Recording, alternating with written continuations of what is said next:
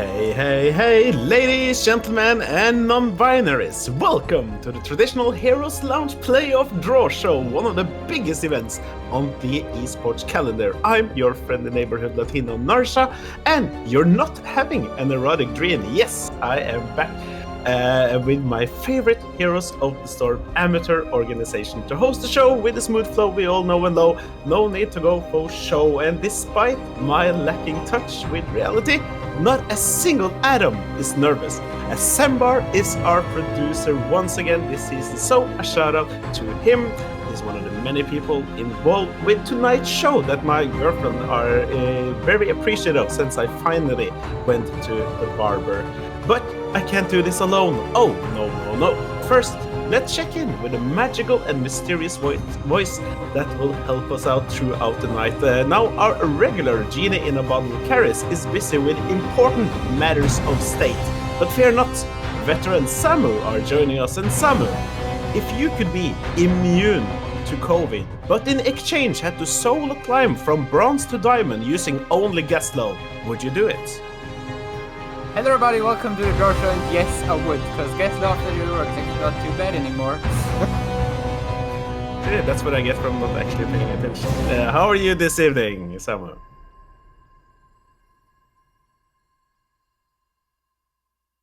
I can't hear Samu for some reason.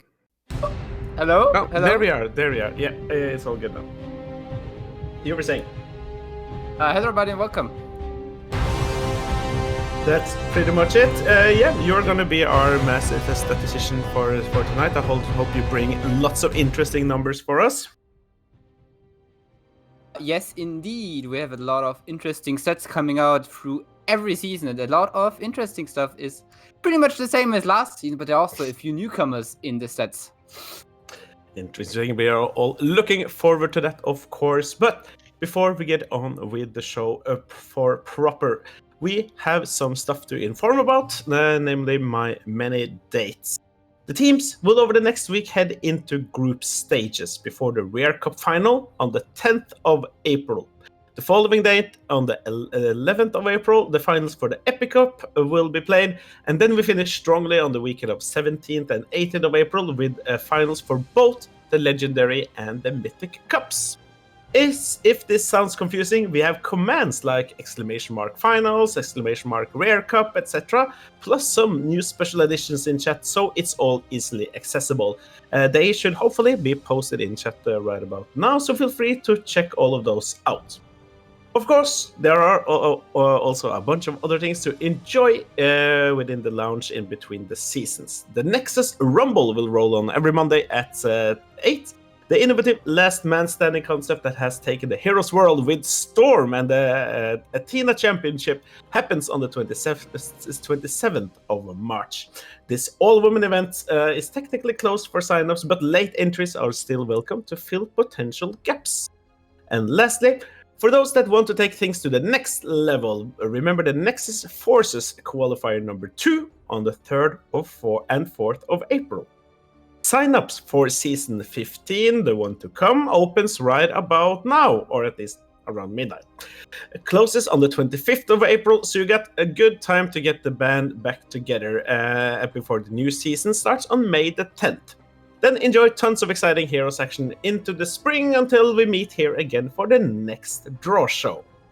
Now, let's talk to some of the people that will make sure it's not only my voice that you hear all throughout the evening. We have first two experts with us covering the two next cup draws. And first, Fallop.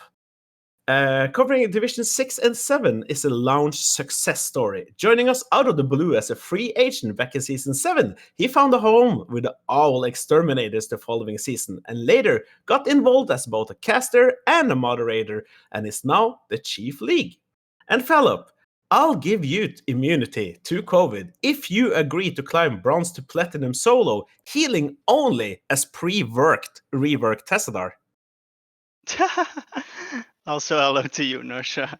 I'm not sure if I can do that. I've recently made the climb from bronze to plat. I can say that I wasn't alone. I had a couple friends there, even made it now to diamond, but I'm not sure if I can do it with that Testador you just mentioned. Yeah, that might be a bit steep of an ask for sure. But yeah, you're here covering Division 6 and 7. Has it been a good season 14 for the Heroes Lounge, you think? Yeah, I think it has been a great season, and I think all throughout we've seen a lot of great matches again, a lot of cast, and especially during these tough times, I think for a lot of people, Lounge is a great community, and the matches can be a highlight every week to both watch and play in. So I think a lot of evenings are being filled with Heroes Lounge matches and practices, and that's always good to see. Good to hear. The Heroes Lounge community is living on better than ever. But we also have a second cup to draw before the break, and to do that, we have Mr. Eric's to cover Division 4 and 5. Now, Eric's, he joined Heroes Lounge back in Season 8 and have been a mainstay member of Team The Trying Dutchmen since then. And, fun fact, the Trying Dutchmen are not actually all Dutch, so good for them.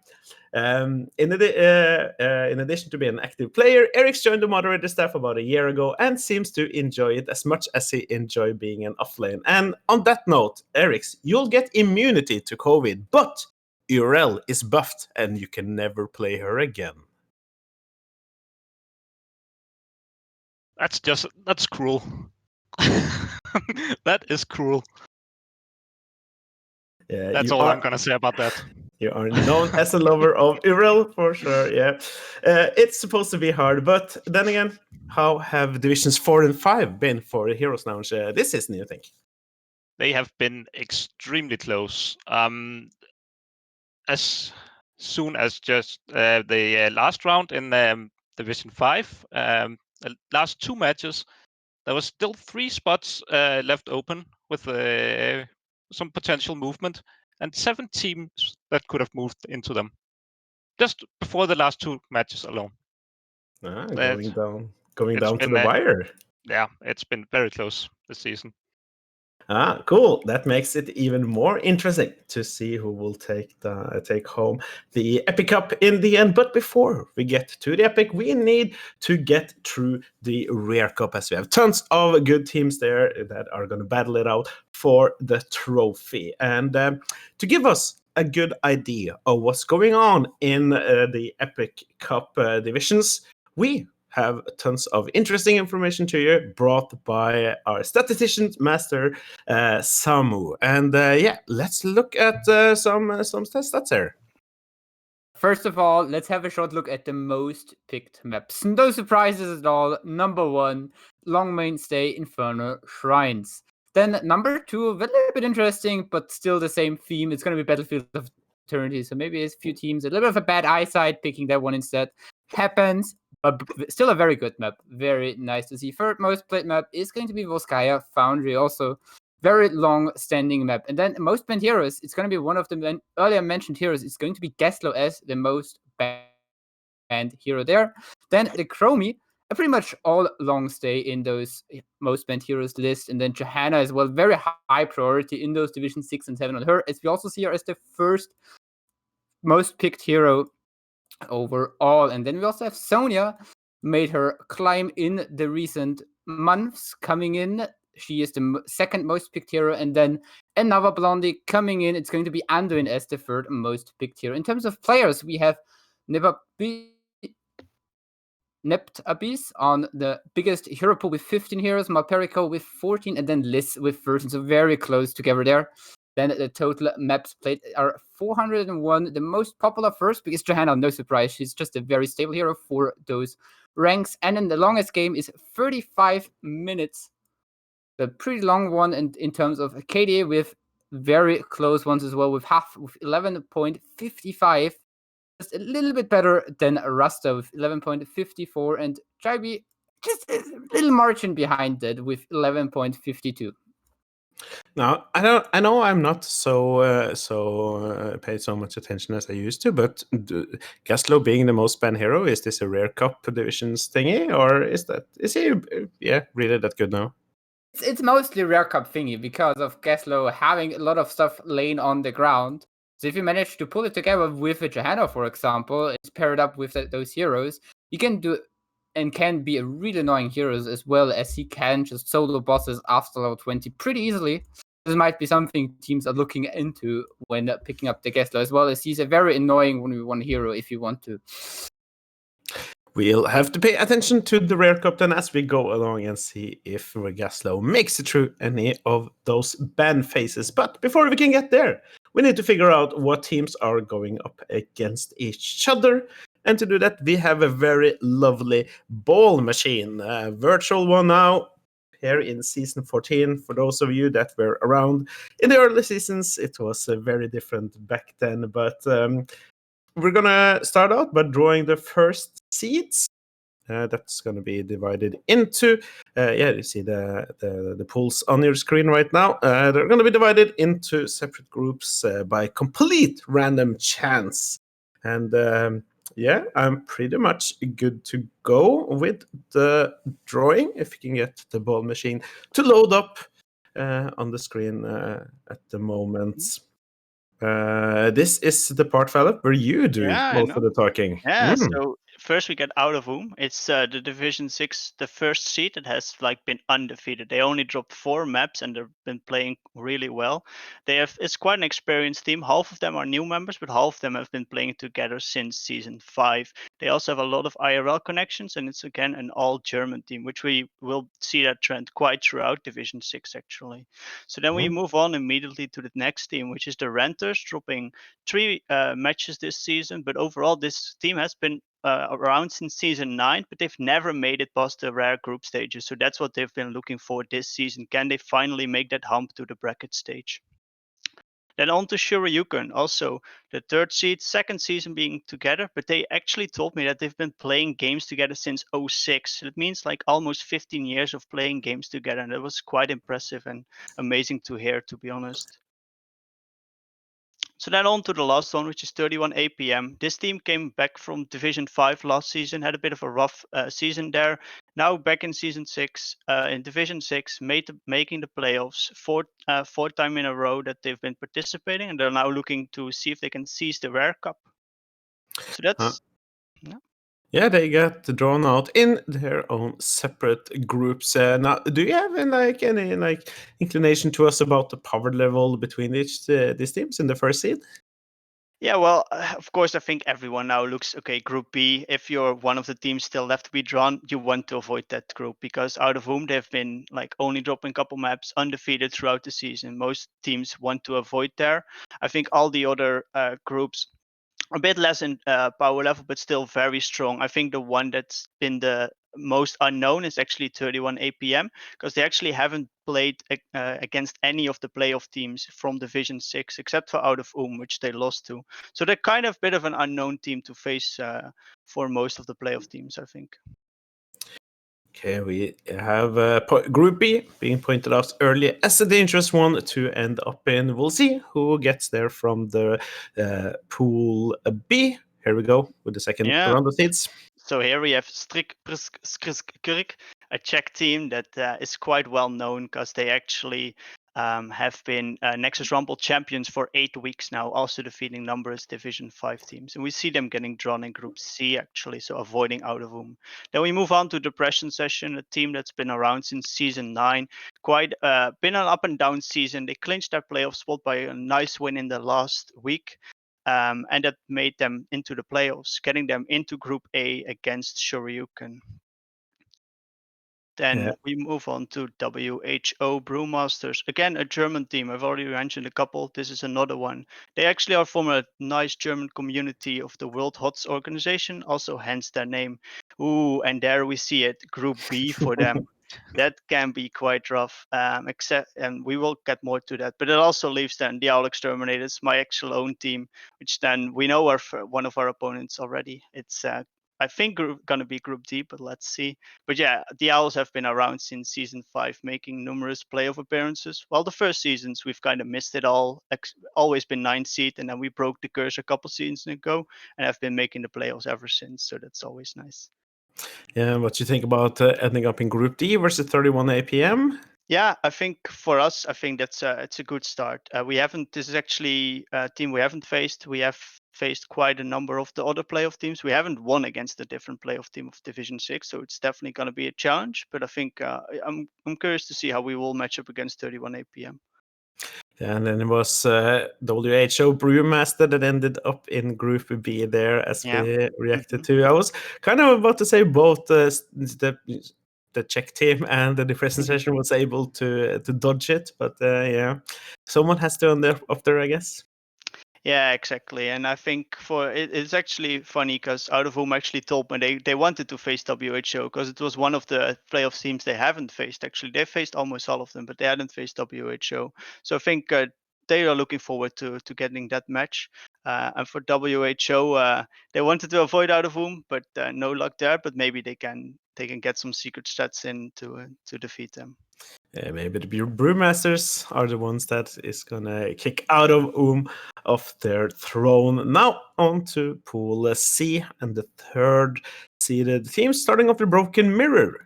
Yeah, so Broken Mirror is Division 7 team that's been undefeated there, winning 10 matches, only dropping 3. Second season now. They started off as a free agent team last season, and now we see them getting drawn in Group C, looking to be that pretty strong team. So then we move on to Sombra, and it's their first season in Lounge. We see that with quite a number of Division 7 teams, and they're actually from Baguette Fromage and the waffle countries, or France and Belgium. It's a bit different than German. And then moving over to Tabula, and normally you would say it's an EU season. You expect teams to be predominantly from EU, but this team actually has 3 persons from Lebanon playing in our competition, which is quite cool to see. Yeah, and they end up in Group B, the feared one. Yes. And then the last one is Crowd Pleasers. They started a couple seasons ago. It's been kind of an up and down season for them, but overall they rounded off quite well with a nice 4th seed. And we see them ending up in Group A, which they see a lot of familiar faces because they know some of those teams quite well there. I see it, and most likely a good fit for them. Yeah, we did mention already Tabule, the Lebanese team, going up against Out of Whom in Group B. Yeah, might be a struggle for them. Apart from that, and who do you think the luckiest one in Pool 3 was?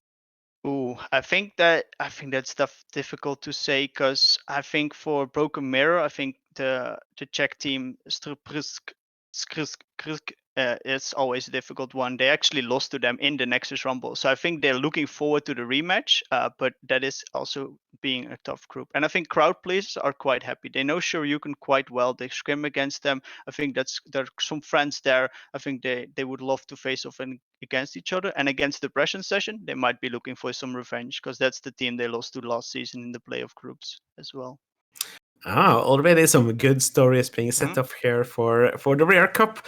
And we haven't even gotten to the last 4 teams who are going to roll those balls any second now. Here we go, starting with Norweeblings. Yeah, so this is the sister team of Norweeklings, which they unfortunately didn't make it, but their sisters did. And this is a first-time team. They had actually 2 members coming in from the Norweeklings, and they just had a really great season, they told me. And this is, of course, an all-Norwegian team. And then moving from all the way to Norway, we're actually moving to the Apes. And the Apes, they are their first season here, and they're just looking to prove to us all that the Apes are actually better at Heroes of the Storm than the humans are. So let's see how if they can prove themselves in Group C. In Group C, that is. And then, what's my level? Yeah, what's my level 7? It's also, again, a new team, but they have quite some launch experience, except for one member. Again, one that has been going with a lot of ups and downs, but had some really close wins that made them clinch the playoff spots just in the last few weeks. And they end up in Group B. Which means that leaves one team, Heroes of Might and Magic. It's the team of Yosh, of quite a famous lounge caster that most of you know. It's quite also a first season team, but were quite a free agent, but they meshed it all together and they made some weird strats working. And we'll see they can face against opponents in in Group D.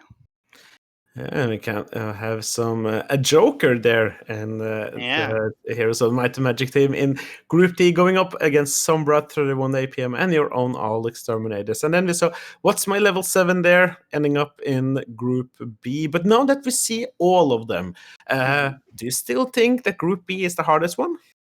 Well, funnily enough, I think it's actually one of the weaker ones. If you see it also just based on the seeds, it's more of the lower seeds. WHO haven't really played against most of the playoff teams. What's my level 7 was an 8 seed as well. Tabula was also, I believe, the 3rd seed. So it is, I don't think it's that strong of a group, to be honest. I think if you look at Group A and C, I think those are really the strongest groups there. With Group C, I think with Strupskirk, that's like, I think, a really strong 5 seed. You could even say they're as well as good as the top 4, if not even at weeks can be better. And then Broken Mirror being the top seed of Division 7, I think Group C is definitely the group of death here. Yeah, they're out of then most likely be expected to move on from their groups. From the group, I'm of course through Norwegian going to cheer for Norwegians to make it out of Group A, being from the 4th seed. What do you make of their chances here? I think they have a tough ride ahead of them. I think the other 3 teams have all playoff experience from last season. They all made the Rare Cup last season as well, so I think it can be quite tough. Of course, they have some veterans themselves as well, so I think, of course, their chances might be slim at start, but I think they definitely can do it. But it might be a tough ride against quite some experienced teams that do play quite a lot together. But of course, that is just our opinion. Let's hear what the people have to say. We, of course, have a poll that we're going to get up on your screen in a second. Now, here we go, where you can let your voices be heard. Really quick, Eric, do you have any knowledge about any one of these? Not a whole lot. I know that crowd pleasers, they like to put on a show, which they did a couple of seasons ago when they were playing in a tiebreaker for the last Division 7 spot. Well, went to 3 games and they made some fireworks. I hope to see some more of that. That is definitely something. We see now that numbers are starting to roll in. Is it? Oh no, I am gonna have to say it, and I. Oh, is it a troll name, or does it mean it's anything? It's a Czech tongue breaker. Yes. Okay, I'll respect that. That is in the lead with the 19%. Yeah, it's not surprising. They're 8 weeks undefeated in the Nexus Rumble. They've beaten numerous Division 5 teams as well. I think it is quite hard to beat them. And of course, if people are wondering what is the Nexus Rumble is possibly the most exciting and innovative Heroes of the Storm series. It starts at 8 CST on Mondays, and the winner stays on the mini-type tournament where 2 teams from Div 5 to 7 for the low rumble play a best of 3, and 2 teams from Division 1 and to 4 battle it out to see who keeps the ground. Tell all your friends, tell your friends' friends, but also tell your friends, moms, sisters, nephews, friends, because this is the most exciting games are always in the Nexus Rumble. That Nexus. I had to say that from Trends. So Make sure to tune in tomorrow. The Nexus Rumble there. Pretty exciting stuff. So that is definitely something to check out. Definitely now in the Heroes Lounge season, as we have a short break until we start up again.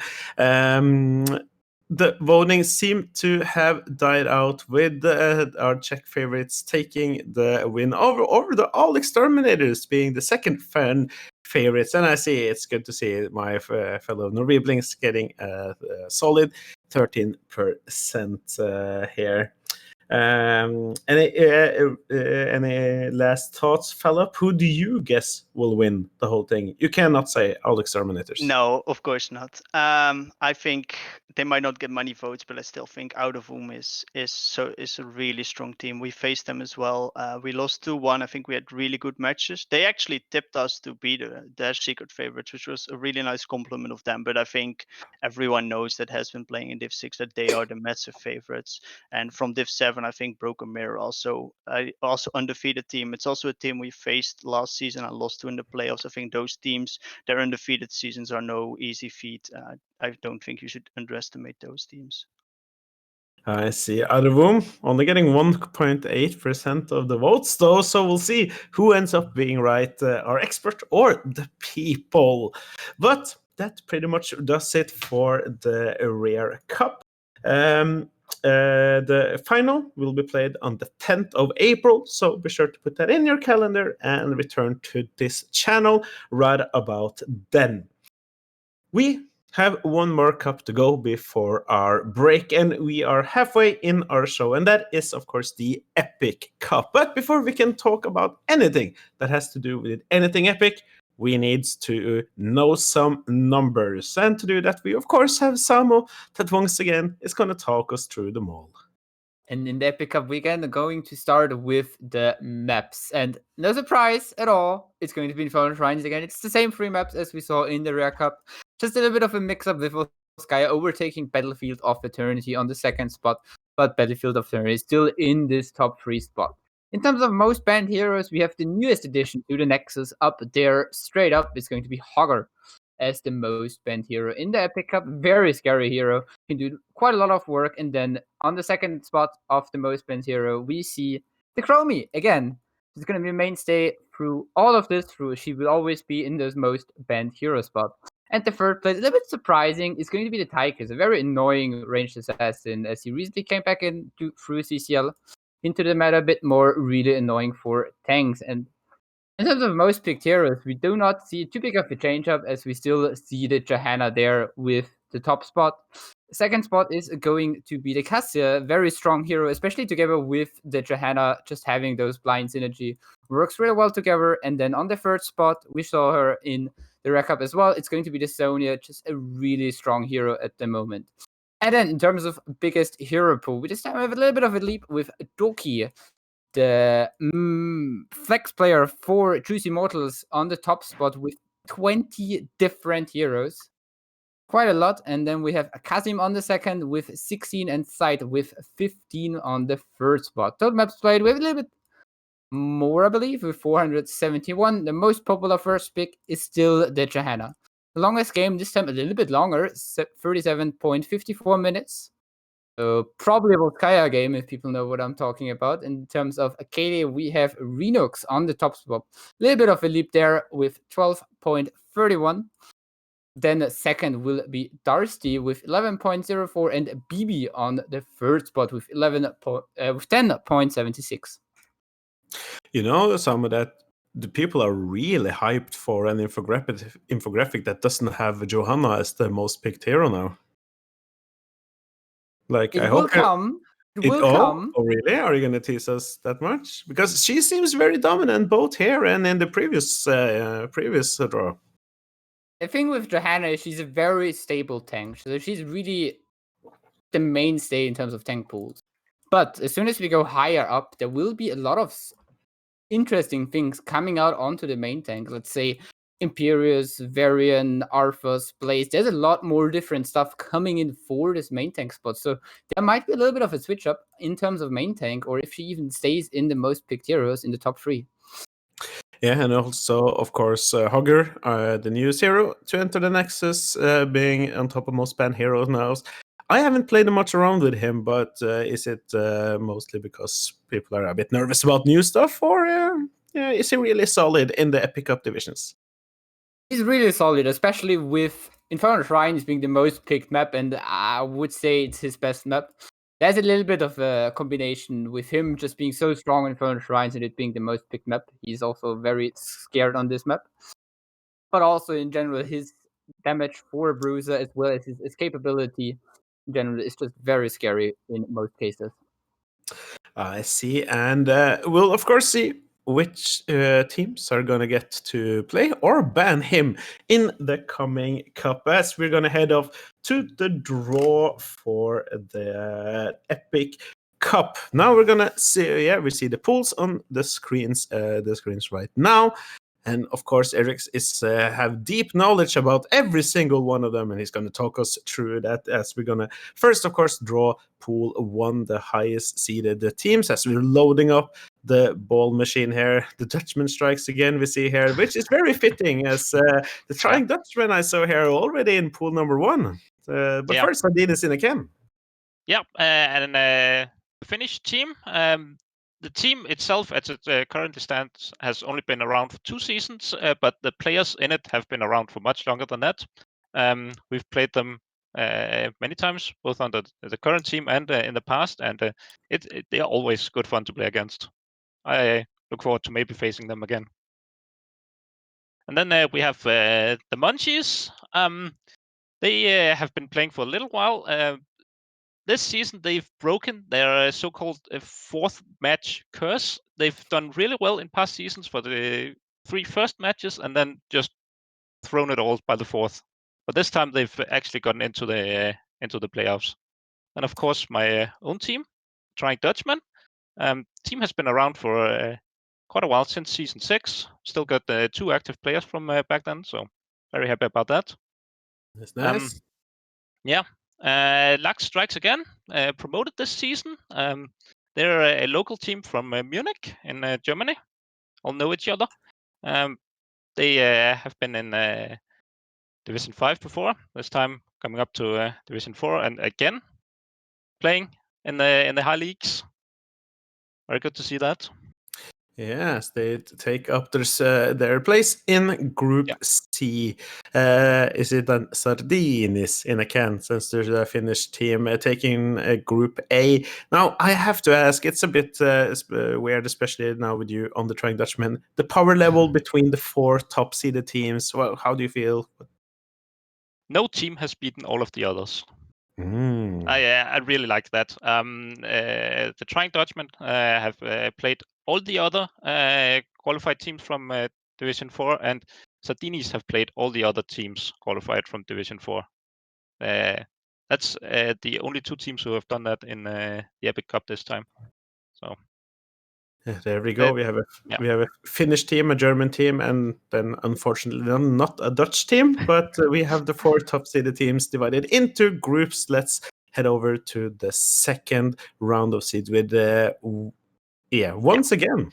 Once again, they have some old timers from Lounge in the team, and some newcomers. This is the first time they've played, and unfortunately, I've been told it's the last because of real life stuff happens. Unfortunately, but I hope to see some good stuff from them. Then we have Just Cause. People who are active in the Discord may remember them from a couple of seasons ago. Was some, as they brought up themselves, was some strife regarding their participation in Division 7 back then. But they are in Division 4 now.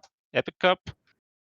Happy to see it. Then we have Nexus Most Wanted. That very long match we saw on the stat screen just a moment ago, that was actually in their first match of the season. In a best of 3, they went to the 3rd game, all track pass, almost 40 minutes. Ooh. Yep, they ended up winning that.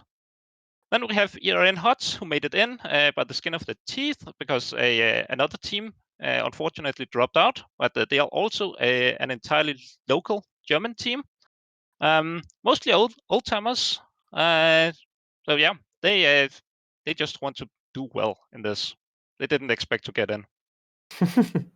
Wise words there. Something to throw in for Earnhardt's. Their captain here at school is the German Master Sketch caster and CCL caster.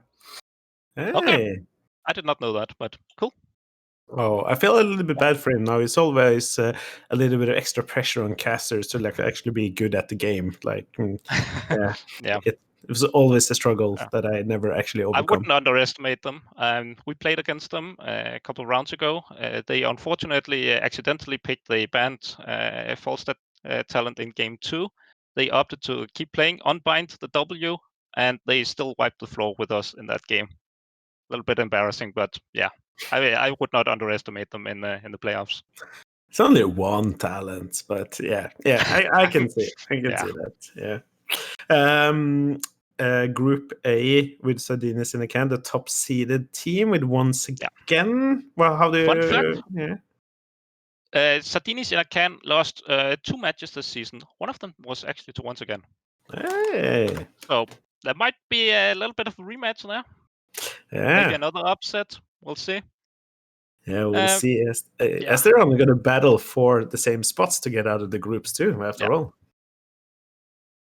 And then Munchies have also been really strong this season. Dropped very few maps, just been pretty dominant. I expect them to do well in their group. We will see how they do, and not at least who they go up against us. They have 2 more teams to be placed in their groups. First, we're gonna see which one of the 4 pool 3 teams, and starting off with the Laser Sharks. Yeah. They are not a local team, but they have all met. They are from all across Europe. This is their 3rd season in the lounge. They have beaten most of their fellow Division 5 teams that have qualified for this cup. Moving on to the Turtle team. This is their 2nd time in the playoffs for the Epic Cup. This roster has been going for 2 seasons now. So very good to see them moving up and up. Then 500 MS, they actually won the Rare Cup back in season 10. Most of the roster has changed, but a couple of the members are still around, so maybe they can bring some of that show to bear for this one. Looking forward to it. Then we have the Super Bros, who've been in Division 5 for 3 seasons now. Finishing strong, making it to the Epic Cup for the first time. So also looking forward to seeing them as we go into those. Then Yeah, they ended up in Group C, I guess. Lex Strikes again and Earn Huts. Yeah, that's I'm not sure who will actually take that. Lax Strikes again, of course, having the upper seed, but Uran Hot could surprise, as could Super Bros. Again, they've been very familiar with the going ons in this division range.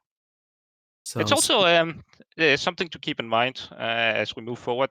Division 4 range this season, when we started the season, it was only 20 MMR wide. So some of these upper teams are really close, despite them maybe not being in the same division. Yeah, I was about to say, it does sound like this can be pretty exciting to pay attention to, as there's a lot of balanced power levels between the teams here. And yeah, of course, both Sharks and Turtles. And I know from experience that like having a meetup, a real life meetup, it is really good for team synergy. So keep an eye on Laser Sharks there in Group A. But yeah, they have shown some teeth this season. We need to figure out who we're going to play against. Mm-hmm. And we need to figure out which teams from Pool 4 are going to end up in which groups. Für Ruhm und Ehre, clearly another German team. They actually made it to the finals of the Rare Cup last season, where they unfortunately lost to Blackheart's Booty Call. But yeah, we see them being put into that Group B there. Blame the Healer is up next. They've been around for a while. They've changed some members out. This is their first round with the current roster. Immediately going to the playoffs, so that's going to be a bit of a boost for the team, I imagine. We have Beehive. They have been around since season 7, and previously have participated in the Rare Cup twice. And again, most of this team know each other in real life. So, like you said, also quite a boost. And lastly, Coriolis Kraft, I guess. This is the 2nd season. They also just, as they described it, got in by the skin of their teeth, and they are just happy to be here. Could you pronounce that name again? Coriolis Kraft? Coriolis Kraft, yeah. I like that. They end up in that Group C as well. They do. And now that we have all of the groups drawn out here, we have the Epic Cup pretty much lined up here, as the group stages are going to play out over the next couple of weeks. What do you think now, Eric, that you see the complete picture in front of you? I think Group A is a really strong group. We have 3 teams standing out. Sardinis, once again, and the Laser Sharks, all top teams who have done really well. Once again, from the lower seed of Division 4, but they did beat Sardinis before, so could see them do well there. And then we have the Group B. Talking about my own team is a little strange, but that's we got to be on our toes for this one because those are all some very strong teams. We do have a little bit of an advantage against Furum and Era because two of our members have actually been casting them this season, so maybe they have some tips and tricks for us.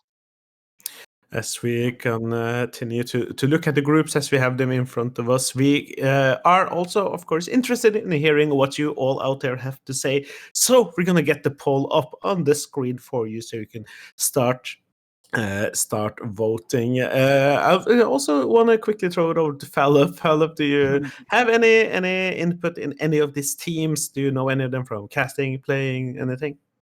Yeah, I know a couple. I know a couple from way back when I also were back in Division 4-5, but also the Turtle team is a team that we currently have scrimmed the cup quite some against, and it's a really strong team. They were on top of Division 5 and then fell off a bit near the end. But I think that is also a team to look out for, and I think Group B, Erics, I think you really have your work cut out for you because I think those are some really strong opponents. And I think it's also a really interesting group. I know most of those teams, or at least some players of it, so I'm really looking forward to especially those matches. So let's see how that group will shake out there. Yeah. I'm excited for this cup. This has been one of the closest regular seasons I've experienced so far, and I hope that trend continues with the playoff matches. Yeah, it does sound like it should, with 4 pretty even groups, 16 pretty even teams going to go up against each other. Not all of them can make it through to the cup, of course, but if you want to see who draws the final straw, 11th of April is the date to get back here and see all of that. But what do the people say? We have a 50% for Just Cause. That seems pretty good. Yeah, they're a strong team. People clearly remember them from being active in the Discord, and just demolishing their opponents throughout several seasons. We also see once again being up at it dropped a little bit, but up at almost 11. I guess they have some fans out there. I also think they are a team to be reckoned with. They started a little weak in the early part of the season, but they found their groove and came back with a vengeance. So, if I'm going to ask the both of you, do you agree with the people? Who do you think will win the Epic Cup? It's hard to pick out one team, I think. I think Munchies have a good chance. Sardinis have a good chance. Yeah. Just Cause should also be able to put up quite a fight, I think. Philip, do you want to guess? Oh, I think as Eric's already mentioned, I think both these divisions are so close to each other. I think what is fun to see is that again, it's not the top seeds that getting a lot of votes against Sardinis being the top team in the Division 4. It's not the clear-cut favorite. It's actually once again and Just Cause. So we see that maybe this is more of a popularity vote, or is it just, or are we just going to see a surprise there with once again and Just Cause? I think it's definitely teams to keep an eye on. But again, I wouldn't rule out most of the top seeds that Eric's already also highlighted. And of course, don't count out Eric's team themselves either, the Drying Dutchman. We try. Exactly. I will say one thing, that if we do get a final with once again versus Just Cause, then I hope whoever cast this remembers the people and the people's votes. As we are done with the drawing for the Epic Cup, but that actually does bring us halfway. Look at that, Sambar. 2045. We guessed 45 minutes per drawing. We are it's almost like we've done this before. Not bad, not bad. Okay, we're gonna have a break, and then we are gonna come back with a new, fresh guest. And I've been told that the guests we're having after the break have spent days preparing material for this very draw show. So we're very excited to meet all of them. We're also gonna have a highlight reel of some of the coolest, most exciting moments from the last season. going during this break. So do not go anywhere. We will be right back. But Philip and Eric, thanks so much for joining us and making sure this thing actually have some substance. Thanks for having us. It's been cool. Yeah, and thanks for having us. It was a blast doing it, and like it goes so fast. You prepare so much, and it's like, oh, I got like half what I had prepared. I got to say it's like it just over in a blink of an eye. I could be here another hour talking about all the teams and everything. It's really fun. Yeah, very good to hear. We do also have a lot of games going on over the next couple of weeks, so people can pay attention to all of them and come check out all the information then that we didn't get to cover here. Pay attention to the Heroes Lunch Twitch channel, of course. Thanks so much, guys, for being with me so far. Everyone out there, stay tuned, check out the highlight reel, and we will be right back in a couple of minutes. And see you then. Also, indestructible because you do not want your tank to die, honestly. And the Storm Shield because you do not want anyone to die, frankly. Ultimates finally come out on the side of MMA, but the engage is there. Maximum Monster trying to find something. We do have the Death Mosh right on top of 5 people. We do see that Mighty Minion Army have fallen down, but this has been a game of comebacks, a very comeback-heavy series as... To chase this, and they're taking so much damage from JLN. The teleport is there onto that Blaze. The Diva Diva gets taken out though before using the bomb, and that means that she's going to fall. That's incredible. Pudgeonok still got interrupted on their heroic ability, but it looks like Blazemaster here comes out with the stun onto the Rainer. JLN trying their best to maybe put a little bit of pressure, but Blazemaster is able to escape back into that bunker. Fire is there. Grim is chasing JLN. JLN is going to fall here. The roots onto the Lucio, and that's a 5-man team wipe. Okay, we've got the Leeming Orbs coming in. Looks like we're going to see that poke again from the weaklings. Fat Nova holding off though pretty well. The sleep dart hits the Mei. Okay, and they've got that down nice. Oh, and the shield comes out. Nano Boost comes out as well. The Tropical Tigress, look at that! The Snugov and the Tigress gets blown up as soon as the junk crack. So that's 3 down in like 3 seconds, and that's boss later on. There is the light bomb engage, and what an engage! What a blow!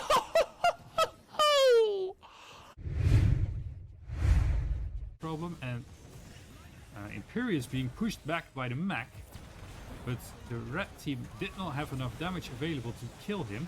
Tychus using his as they say in the business, that's a lot of damage, and that's a full 5-man team wipe. Isn't that giveaway? But the question is, Merkins are not quick enough, they aren't quick enough. Look at the HP of the boss, that's a lot of HP on it. We do not have the Juggler Million Cups yet, but unfortunately it comes out slightly too late. Crane will fall down. Plumpy Kind tries to fight off Nicasia on the point as Paul Ninubas shows up as well. Murmur Bella trying to entertain the backline. Figaro shows up. And the mech explosion doing a lot of damage there, blows up the Diva. However, the boss is taken by the blue team and doing a skilled... Awkward mid-range Paladin Hurry, you know, she doesn't have access to... Yep, there is the creator from Sonya, and that should be... Wait, why main healing is... Oh my god, oh my god, oh my god, I was gonna say this is gonna be the end of the game, but why main single-handedly turns this game around. Jill is saying, not today, my friends. As you were saying, and it could be the time that Squid's needed. There comes the light bomb, there comes the falling sword, here it comes, beautiful combo. Rainer is deleted, so is Hanzo, and this looks like it could well be GG here.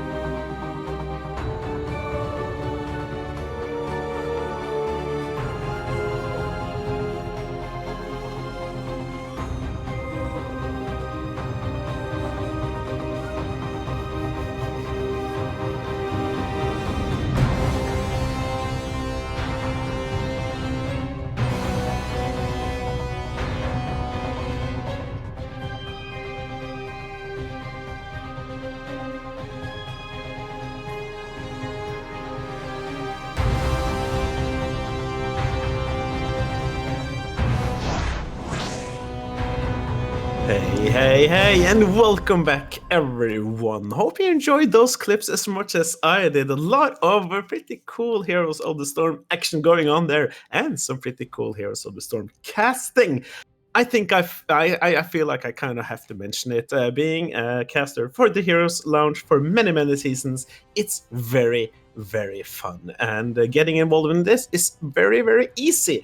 Just contact your favorite moderator and or caster, and he will likely, or she will likely, point you in the right direction. It's a lot of fun to cast, and yeah, you should definitely check it out and support your local caster by checking out their Twitch channels whenever they are casting all the exciting Heroes of the Storm games. And of course, we are gonna see some of them over the next couple of weeks, both on their channels and on this very channel right here. Yeah, hope you all pay attention to that and appreciate it, as we saw a lot of good examples of that just now. Okay, we are halfway there for the season 14 draw. We have 2 cups left, the Legendary Cup and the Mythic Cup. To get through all of that, we have 2 new guests joining us, and to introduce them, the first one is a girl that is best explained in numbers.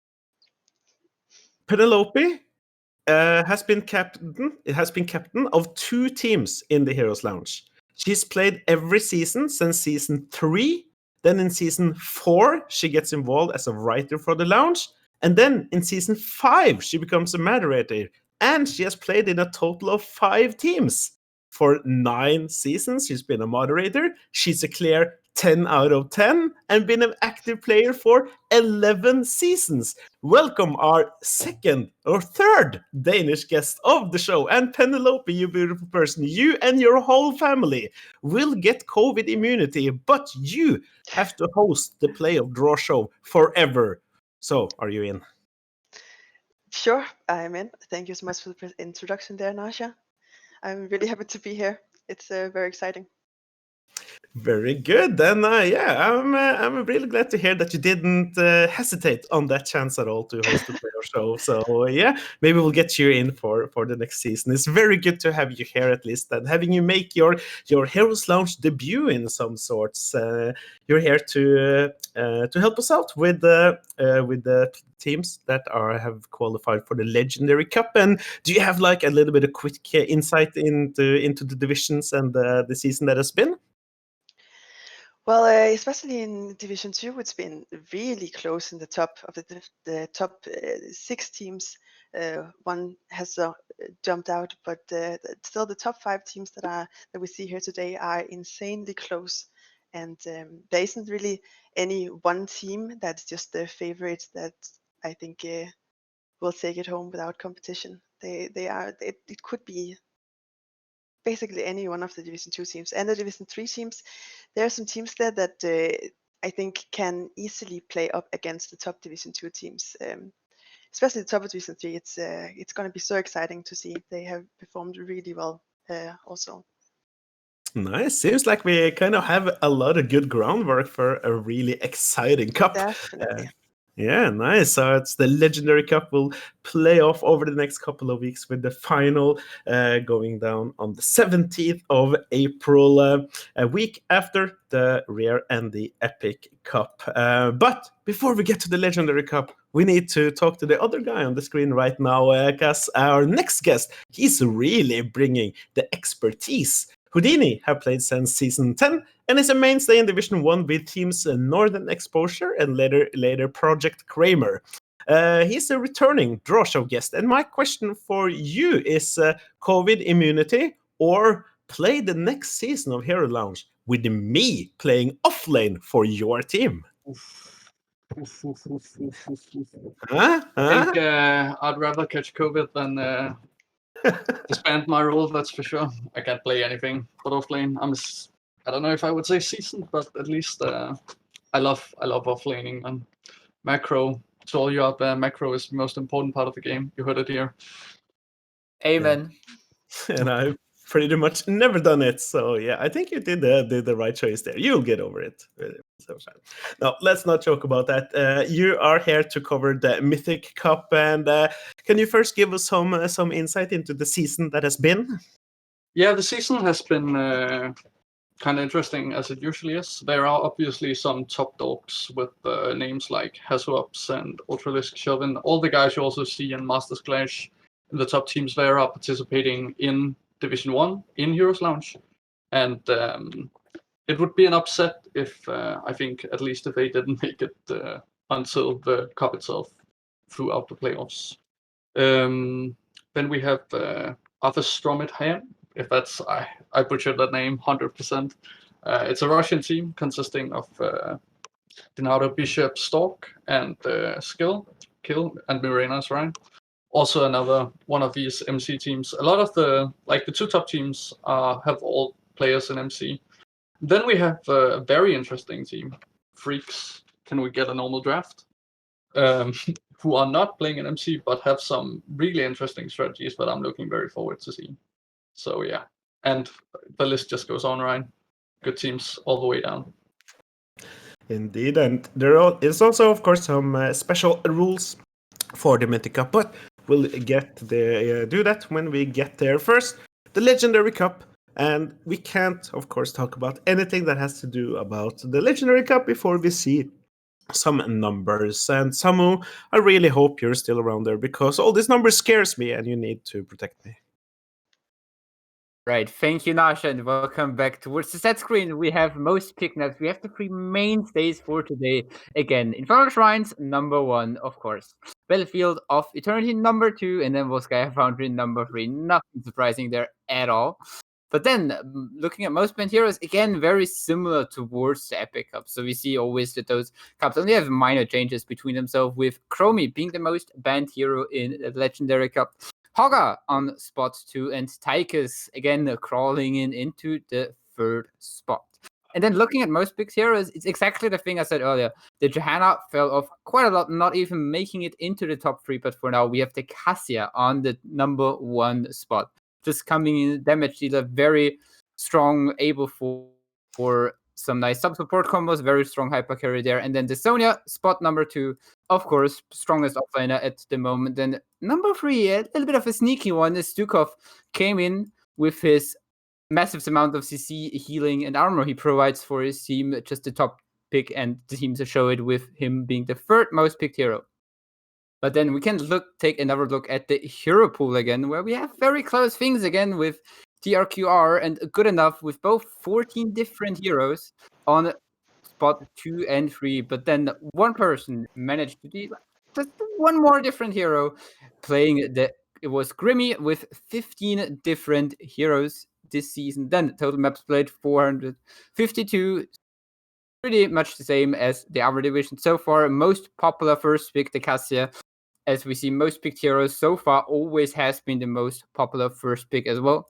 Longest game, a little bit shorter than the last one, but still very close to it. Longest game is 35 minutes and 23 seconds. The highest KDA we have on the side of Tuluandis with 11.61, Crisis with 10.9, and then Tricera Cup a little bit off with 10.83. Yeah, I've heard KDA is very popular and very important, so good to have those numbers. Now, I see the same maps as before. Hogger is still there, but Stuko, he's new. Indeed. Stuko with a little bit of a more... I know a lot of support mains which say they do not really want to play Stukov that much, because he's a little bit of an annoying healer compared to others, because he is not so much about healing his team. It's also quite a lot about ICC my opponents. I walk up, I slap them with my big arm, and I also just keep on slowing them down pretty much. And this is one of the reasons why Stukov is, especially in those higher levels of play, is such a nice pick for a lot of healer mains, because he can just do so much on his own. Good to have him around too, of course, as these are the numbers for the Legendary Cup, and gives a good ground before we head into the drawing itself, as we are going to get the pools up on our screen here. We see all of them, the 16 teams that are going to battle it out for the win in the and we see a bunch of them. We're going to get into all of them, but first, let's start with the 4 top seeded teams as we're going to draw from Pool 1 to see which team makes it into which group as our famous ball machine are loading up here. So let's see. Hive Mind is the first team out. So first we start with Hive Mind. Except for the tank player, this is actually a team made out of all new players to Heroes Lounge. One of the more special requirements for this team to play with them is that you actually have to be a pretty decent chess player as well, since they all play chess. Oh, cool. After that, we have Kitty Cat Crusaders. Kitty Cat is a long-standing team in Heroes Lounge, and they've played since Season 8, and still have a lot of the same members in the roster. They would like to avoid playing against Hive Mind, but unfortunately the feeling isn't mutual, since Hive Mind would very much like to play against them. Okay, so we already have some rivalry going on as we're heading into the draw. No game, no life. Life. This team is a mix between new players and former Division 1 players. The team has had Maiev banned against them a whole of 19 times. Be aware, because when they do pick up Maiev, they don't lose. Then, as the last team to get into a group here, it's Play for Fun for the opposites. Play for Fun is a newly formed team this season. The name comes from the idea of a low rage and just fun team. And though they play for fun, they still manage to be among the top seeds in Division 2. So that's pretty well done. Yeah, I think I have to say, if you make it into the Legendary Cup as one of the top seeds, then you just only play for fun. Then some skill that I'm not born with that they obviously have. Now, normally I'm a bit of curious, about the power level between these teams. But the two first teams, Hive Mind and Kitty Cat, it seemed like they already have kind of like a thing established with the underdog in the Kitty Cat Crusaders. Yeah, in general, all of these 4 teams are insanely strong, and I think all of them could be the winner. Especially Hive Mind and Kitty Cat are the 2 teams that have been mentioned the most by other teams that they would like to either play against again, or they would like to get revenge, or that they fear them a little bit. So they look out for them. But the other 2 teams are probably equally strong. I see. Then we need to get some more teams into this group before we can declare one of them stronger than the others. Super Unstoppable Bros. Yeah, Super Unstoppable Bros originated as a Division 3 team and later a Division 2 team under the name Team Heart. But under Lucas' guidance, the team has rebranded as Super Unstoppable Bros, and now they are out to slay some kitty cats. Then we have Akundala Academy. This team of friends decided to give competitive play a shot. The Heroes Lounge career took them from Division 3 all the way to Division 1, and then down again to Division 2, where they've now settled down. They are eager for a rematch against Hive Mind that they lost to, but this time they come very prepared. Then we have Corso being sorted in. Corso has played in Heroes Lounge in forever. The team has existed since Season 7 and has made it into the playoffs a number of times, especially in recent seasons. And I don't think there are many teams in Lounge that haven't heard of Corso.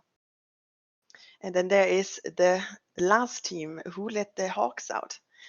According to this team, they banded together because no one else wanted them. The members are long-standing Lounge players, and their worst opponents are themselves, they claim. And the team just got their foot in the playoffs, so let's see how they'll fare. Yeah, one of those teams that gives a brilliant chance for casters to get their inner Baha men out there. I'm very impressed with your pronunciation of the team that went into Group D. Can you do that again? Oh, that is Akundala Academy. Mm-hmm. Yeah, not bad. It sounds Dutch, but maybe everything weird it does to me. I'm not sure. Oh, wait till we get further on this. I'm going to butcher many team names. Just you wait till we get to the French and Polish teams. Great. And we're only halfway there. No, not bad. Yeah.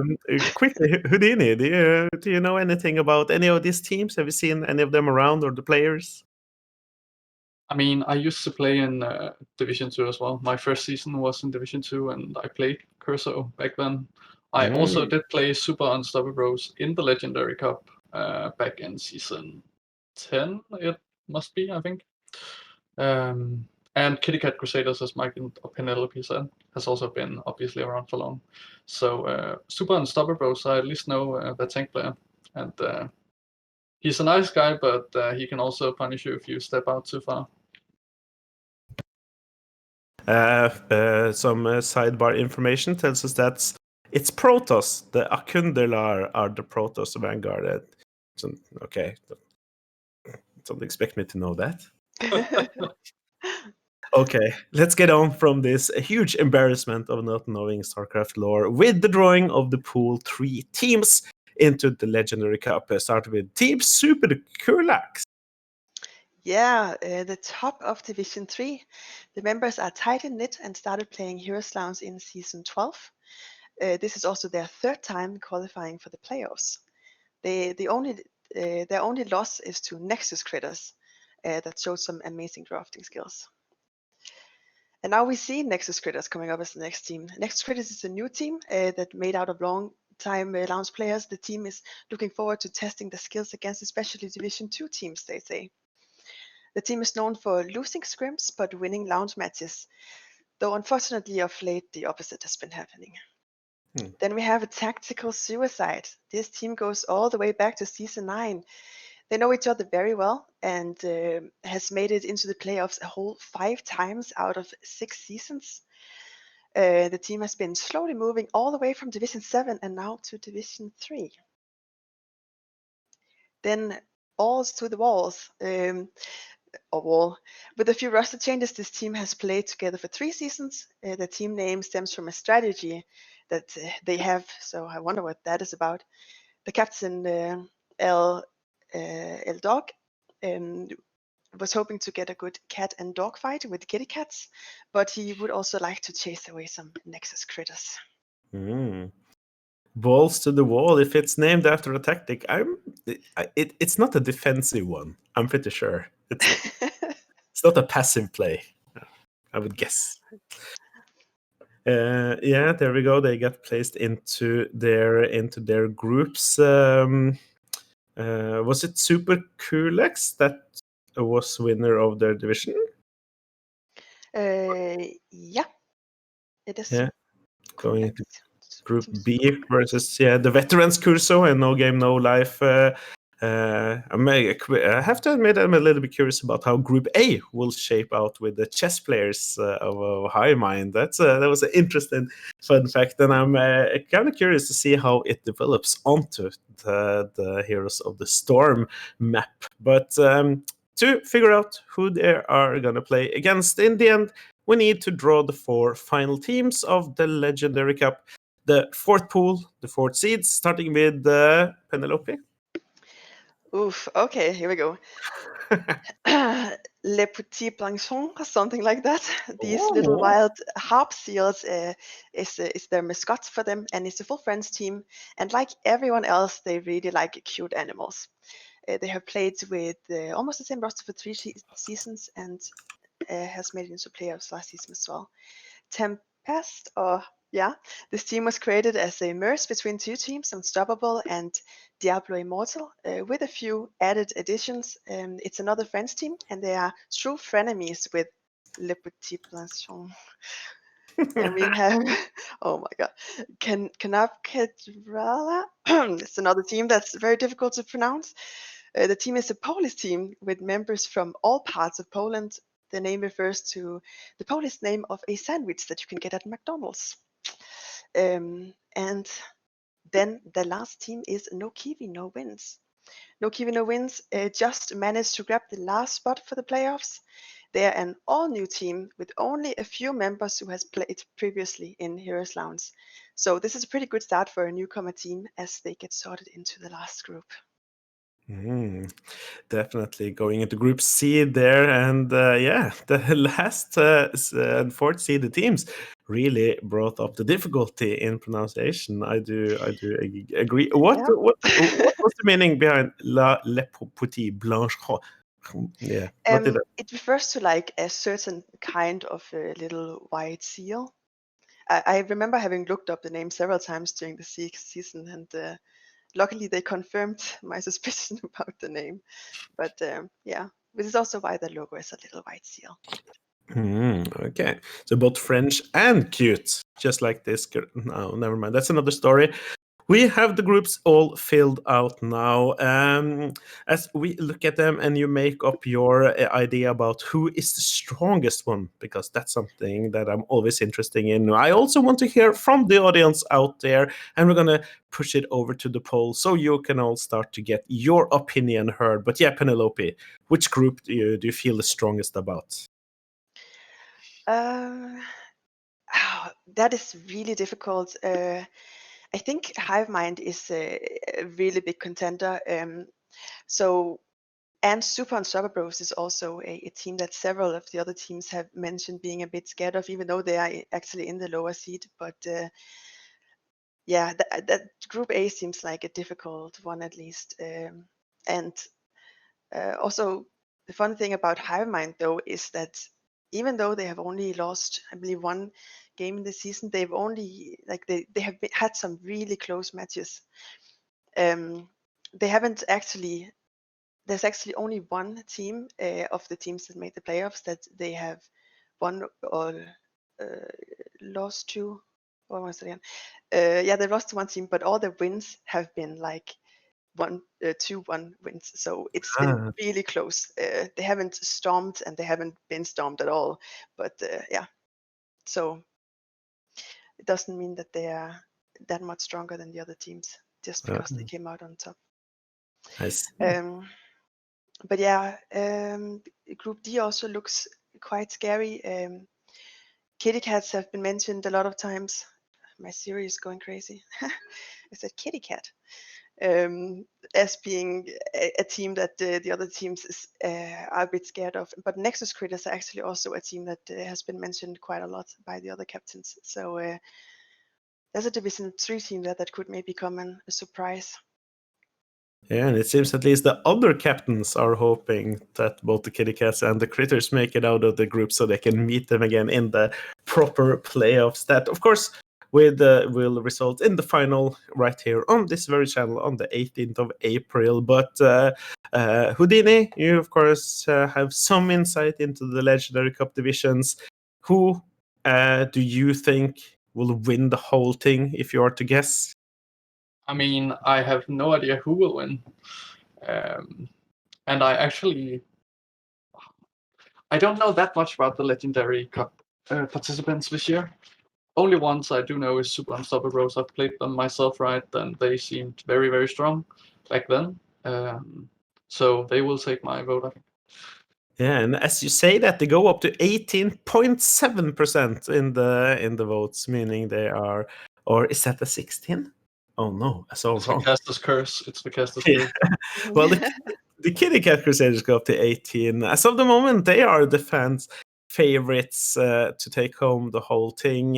If you had to bet 1,000 Danish kroner, Penelope, would you agree with them? I think Kitty Cat is also the team I would pick as my winning team.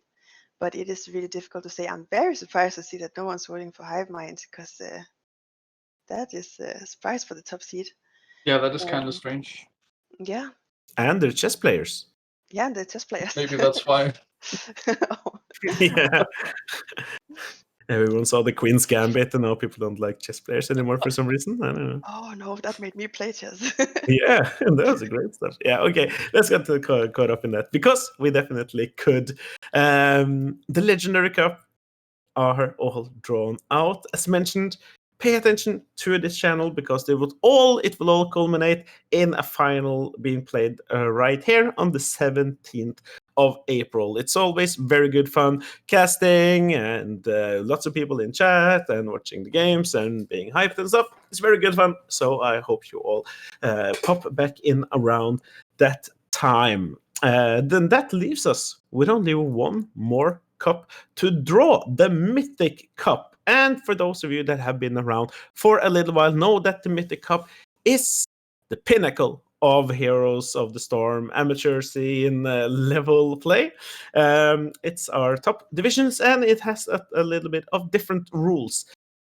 Only the 8 best teams from the normal league play are divided into 2 groups of 4 teams each. Then these teams play against each other, and the top 3 teams in each group will then go into the 6-team double elimination tournament that will in the end declare a winner. Right now, I'm kind of holding my breath to see if and I get any pings, and it's like, Narsha, it changed actually. We don't do that anymore. But no, it seems like that is still the way to do it. And talking about anyone that knows everything about anything, we need to see some numbers, and to do that, we need Samu to hold our hand as we look through them. Thank you, Nash. And yes, indeed, it's still a double elimination bracket for the Mythic Championship. But first of all, again, let's have a look at the maps and look at those green eyes staring at us. It's going to be a little bit of a change-up as we have Tomb of the Spider Queen being the most played map in Division 1. A little bit of a swap-up. We didn't see it at all in any of the other divisions, but now it's one game ahead of Battlefield of Eternity. And then on the third spot, it's going to be Infernal Shrine, still making it into those top 3. Very expected there. Then the most banned heroes immediately a swap up as we see Medivh as the most banned hero. A little bit interesting to see, as especially in Division 1, we have players like Hazuops, we have Fizz, we have Ultralix, just those well-known Medivh players which can make Medivh a 5-man carry as a hero himself. And then the Chromie, of course, second most banned hero, is just a simple mainstay for the most banned heroes list. Then the third most banned hero is going to be the Uther, which is a very interesting thing because through CCL, people were like, hey, Uther can be a healer, Uther can be a soul laner, Uther can be a main tank, Uther can be some weird 4-man hero, Uther can be anything you want. So therefore, he is definitely also deserved this spot because it gives us such a big flexibility in terms of drafting. In terms of most picked heroes, we saw him crawling in a little bit in the Legendary Cup already. Now he makes it up way to the top. It's going to be the Stukov right up there. Very, very strong hero. And especially in Division 1, a lot of those healer mains are able to utilize him to a very strong degree. Then the second most picked hero is Sonya. Also pretty much a mainstay for those most picked heroes. And the third is going to be Cassia, falling off a little bit, but still very high up that list. Then looking at hero pool, we see 2 very familiar names with Hazuops on the third spot with 16 different heroes. Then X-Ray on the second one with 18 different heroes. And one name, we don't know that much, but it's just one hero difference, going to be Greg on the first one with 19 different heroes. Total maps played, we have a lot less, as we only have 234, which is a little bit more than half of the other division. This is only one division, so keep that in mind compared to the other division, which are other cups, which are always 2 divisions combined. The most popular first pick is the Stukov, so there we go again, hand in hand, the most picked hero with the most popular first pick. The longest game, this time a little bit shorter with 32.37 minutes. And in terms of KDA, we see Murenas on the first spot with 9.43, Nano on the second spot with 10.06, and on the second spot, on the first spot, Break Raven, the healer of Raven's Grinch Familiars, which barely did not make it today as they lost the tiebreaker to Over the Boomers, with the first spot with 10.22 in terms of KDA. At least they got some representation with Break Raven here with the highest KDA of the league. You mentioned most of the things that I found interesting, and all suddenly there's a lot of Tomb of the Spider Queen. You see how important Uther is and high level, and it's interesting to see Stukov now on top between the most picked heroes. Any other thoughts that you make yourself compared to all the other divisions? How do you feel if anyway the Mythic Championship sticks out? It's nothing too special. I mean, the Medivh just showing again how good those players are, how good the synergy is. The Stukov, how well teams are playing around those one-shot combos, having the silence route from Stukov to follow up onto any sort of CC any tank brings to you. Just shows how coordinated those players at the top level really are together with those hero picks, as well as the longest game is a little bit shorter than on the other in the other cup. So it shows the teams are really trying and looking for those opportunities to close out the games early on.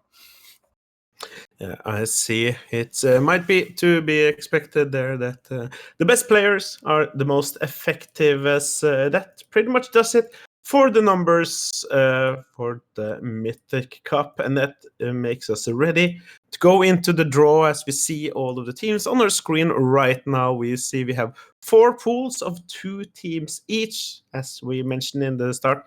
There's a little bit of different rules when it comes to the when it comes to the Mythic Cups. We are going to draw now 2 groups that has 4 teams each of them.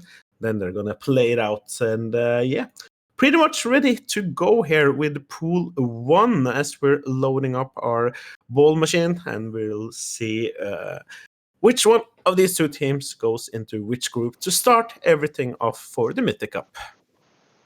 And I also have to just comment and say I'm very, very happy to see Volskaya not being in the top 3 map pools. I think a lot of Twitch chat is gonna agree with me, at least the 1 players. But yeah, we have 2-head squad. So this is a team consisting of like veterans and just top of the game players. Ultralisk, Shelvin, Death Knight, X-Ray, Hasu, the Quasar and Blade are all in this team, right? They have subs coming out as well. They only lost 1 game this season. That was to Rage Quit Gaming, which is our 4th seed.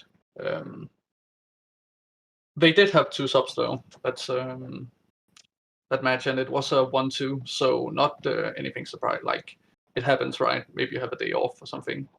And second in, we have the Arthas built temple, or temple built to Arthas. Sorry to all the Russians out there. I'm not gonna try and pronounce this. But yeah, also a very strong team, and exactly the same roster as you see them play in the Masters Clash tournament format as well. So yeah, obviously one team goes into Group A and another to Group B. So yeah, pretty much nothing too much interesting to be taken from that as of yet, but definitely good to get some background information on the 2 top seeded teams here in the Mythic Cup. But they need some company in the group, so let's roll the balls and see who they end up with here. And here we have Freaks. Can we play a normal draft? And I hope not, because to me at least, it seems like their biggest strength is their drafting and the synergy around these weird drafts. We've seen Chain Main Tank being picked for this team. We've been seeing Triple Melee on Infernal Shrines. Whatever is your idea, you can call Freaks, and he's probably played it. And they go into Group A, so together with the 2-head squad. It's going to be interesting, that one. I'm still expecting 2-head to probably win it, but Freaks can replay a normal draft is 100% capable on a good day of taking a victory against the 2-head squad, for sure. Cool. And then Raging Quit Gaming going into Group B. Yeah. So yeah, Raging Quit Gaming. They've only lost 3 games as well this season. They were very close at qualifying for Masters Clash as well, so very, very strong team. They can definitely turn some heads as well on a good day. They have players such as Limo, Shizuke, and Warwick. I think the team was banded together last summer, and then they've been playing since, and you can really feel the experience coming out from them as well. So a team to watch out for.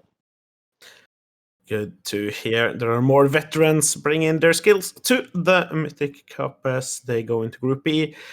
2 more teams to be drawn to go into two groups as we're halfway there, and we're going to start off with Ross.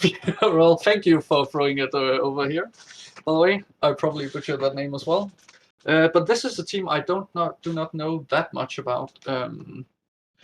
I know the players from having played with them in Storm League, but I have no idea actually on how they perform. I do know though that they have 6 victories overall, and that is the same pattern we are going to see downwards from now on. It's the next 4 teams have 6 wins overall, so it's a map score that determines who's getting in the 5th, 6th, 7th, and 8th spot here.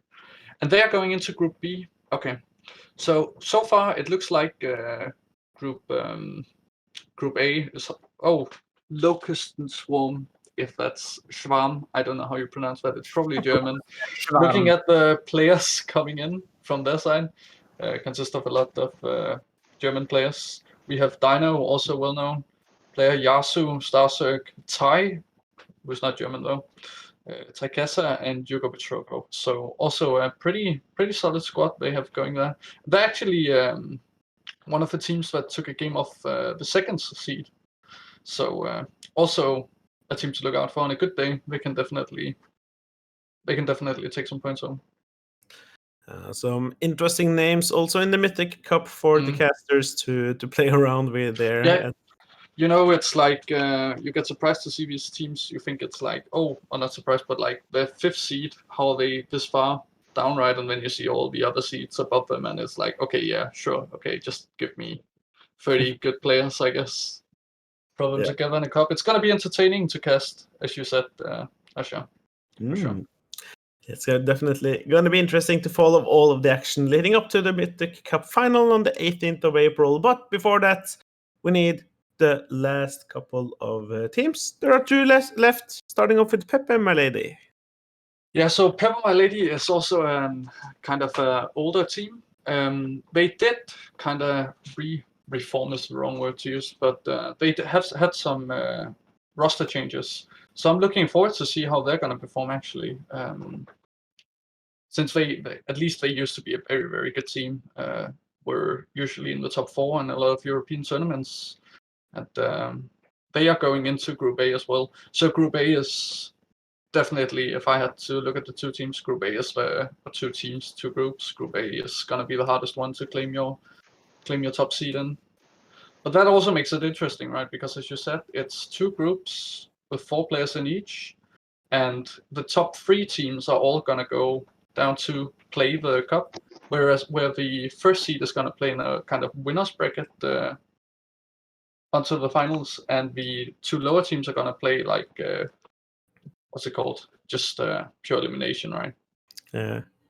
Yeah, and at that point, pretty much anything can happen kind of again. So yeah, it's and congratulations to Overdue Boomers as well. They qualified today, as we heard someone say, with a 2-0 against Ravens Cringe Familiars. I want to say as well, White Heart Esports did qualify, but sadly are not able to participate in the tournament. So shout out to them for playing the season and doing such a great job, though. And fortunate for them, but quite the Sunday then for Overdue Boomers, both getting into the cup themselves and being drawn into Group A here live on the Heroes Lounge Playoff Drawshow. And for all of you out there to be able to say what you think, we need to do some polling.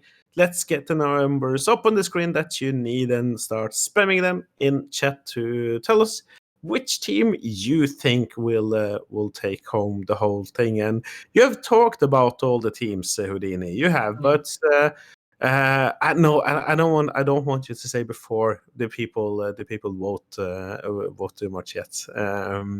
Like for which team you think will win the whole thing. I want to compare it to the viewers after they have had their say. But as you have been around a couple of seasons, how do you see like the legendary divisions like compared to earlier seasons? Oh yeah, the Mythic division for sure. Mythic, sorry. Yeah, no problem. It's very, very strong this season, 100%. It's stronger than the seasons I've been participating before, I would say. These top 8 teams really have some power players in there. And as I said, it can be. I have like a couple of teams that I'm expecting to win, but some teams could maybe surprise, and that would be lovely to see, right? But definitely the power level is super, super high here. It's kind of the top of Division 1 is kind of a division for itself this season. We mentioned Overdue Boomers here a little bit earlier, as someone had made it into the cup just today, and they are the fans' favorite here with 46.7% of the votes. and that's pretty convincing. So yeah, I don't know. Do we have to play the Mythic Cup at all, or can we just give them the trophy? What do you think? I sadly think we have to play it. I do have 2 former teammates from my time in Project Kramer in the team though, and they do consist of a very, very strong roster as well, with Marlo, Faiksu, Irvin, Minolto, and what's his name? Nano, the Medivh Hanzo guy. And just mages, and they're a very, very strong assassin player as well. Coming in. So they do have a strong roster. The only question is if they do have enough synergy at this point, right? Because they're still a new team in quotation marks compared to some of the other ones. So for me, it's gonna be do they have the synergy and do they have the macro to take them to the team fights where they really, really shine. Well, it's only one way to find out, is to play against the other best teams of Season 14 in the Heroes Lounge, which they will do over the next couple of weeks, with the final going down on the 18th of April. So again, put it in your calendars and pay attention so you don't miss any of the action. Are you hyped, Houdini, for the Mythic Cup? I'm super hyped. It's gonna be great. I'm 100% gonna be and watch it all, I think. Yeah. I'm so hyped. It's a very, very, very good top 8, and also just the playoffs are gonna be fantastic to watch with two good groups. So yeah, couldn't be happier. Of course, have to ask the same of you, Penelope, but also as someone that's very involved with Heroes Lounge in many ways, how has Season 14 been? What can you tell us about Season 14 of the Heroes Lounge? That's been around for a while now. Yeah, I think Season 14 has been really exciting. I have mainly been looking at the bottom teams this season, bit against those, but yeah, it's been another exciting season with it's been amazing that there's been so many teams fighting for the top spots and fighting for spots into the playoffs in both in Division 2 and 3, but also in the other divisions. There's been some really close races. That's been amazing to see. It's nice to hear, and I don't know if you have any shout outs in terms of if people want to help out with anything, or if they want to get more involved, or we could always use more volunteers for so many things, so just contact anyone from staff if you're interested in helping out with anything. We are always happy to welcome more volunteers. Definitely. All help is very much appreciated. For sure, Heroes Lounge, it's all on a voluntary basis. It's a lot of work that goes on behind the scenes to make everything work as fluently as it does. And of course, then you have all the casters that do all the stuff, all the admins and moderators. And yeah, there's a long list. And again, if you would like to participate, it's very much appreciated, and it's very, very fun. You get to hang out and talk and interact with a lot of really cool people, and it's something that you should definitely consider, especially if you enjoy what's going on around here. But we have drawn our final ball, and that unfortunately means that I will have to say goodbye to the two of you. Penelope, was it as scary as you thought it would be? Yes. No, it's really fun. It's been really fun. So maybe I would do it again sometime. I'll take that as a yes. It was very, very fun to have you here, and I'm sure everyone out there agrees with me that you did a great job. So did you, Houdini. Of course, it was great to have you here once again to help out with the teams. I hope the experience was pleasant for you too. It was indeed nice. Thank you for having me, and thanks for being here with me, Penelope. It was a pleasure. Yeah, pleasure is all mine. Thanks to both of you, of course. And we have one more guy in addition to myself that's been along for the ride the whole evening. Samu, are you still there? Are you still around? Indeed, I'm here. Yeah. What you think? Have you had a good evening? It was beautiful. Again, I feel like Drawshow is still the biggest event for me in each Heroes Lounge season, besides of the last playoff days themselves, including the Mythic Championship especially. It's just always beautiful to watch, and also the amount of work which goes in from all sides. So again, another big thanks for Penelope for organizing most of this, and also to Nashar and Sombra for just being the main show of the last few seasons in the Drawshow. Big thanks to you guys. Yeah, very much a pleasure to being brought down from the dusty shelves of Heroes Lounge personnel to bring out and host the Drawshow. It's a lot of fun, and of course, it's nice to create a little bit of a nice frame for something as big as the end to the Heroes Lounge season. Do you have any special feelings about season 14 before we round out? It was the very first season for me, which was very interesting in a way that due to playing in Division 4 myself, I had my main focus around that. And about casting Division 1 is a lot. So it was very interesting to see also the teams in between, all those old names from Division 2 and 3 who came into the playoffs and looking through the teams, and I'm like, oh, I know this guy. It was pretty much a pleasure to see those, and especially also in Division 6 and 7, all around in all divisions. Very, very cool. I have had a great time, a good time. I hope all you beautiful people also had with us as we're closing down the Drawshow for the season. Again, there's tons of great commands in the chat if you want to be reminded of all the dates that we've gone through here today, because there's going to be a lot of great Heroes of the Storm action that you should see. Looking forward to the next weeks of Heroes Esports on this very Twitch channel, and hopes to see you all in the chat. Don't forget to sign up for Season 15 so we can all meet in the Nexus. Special thanks to Sembar for pulling all the strings and doing all the behind-the-scenes shit. Penelope for putting it all together, doing the administrative actions. I am your friendly neighborhood Latino Narsha, appreciative to be brought back for whenever I'm needed, and looking forward to seeing you all again in the chat during playoffs or suddenly in your next ARAM game. Good fight, good night, good luck, and have feeds.